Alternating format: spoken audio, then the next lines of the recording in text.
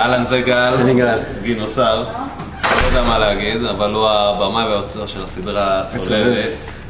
עודד, מפיק. אני עודד המפיק, אחד מהמפיקים, ז'ניה אנחנו לא יודעים איפה, אבל הוא בעולם, תחפשו, שיער ארוך וזהו, אפשר בקלות למצוא אותו. הוא קפא בירושלים, השארנו אותו שם, הוא הוציא אותי למסע או לבנק, שחזרנו רטובים עד העץ, אבל זה לא קשור. לא קשור לדבר הזה. זה לא קשור לפיילוט בכלל.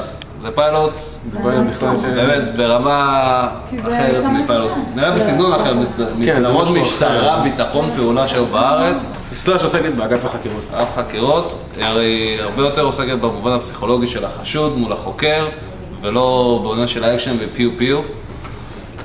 אפשר להגיד פיו פיו? אפשר להגיד פיו פיו, זה נורא מקצועי אגב. נורא מקצועי פיו פיו.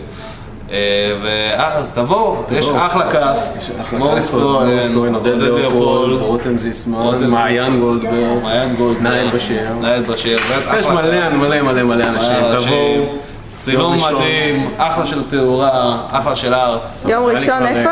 יום ראשון בסינמטק שדרות, בעולם הגדול, ב-12 בצהריים. 12 בצהריים.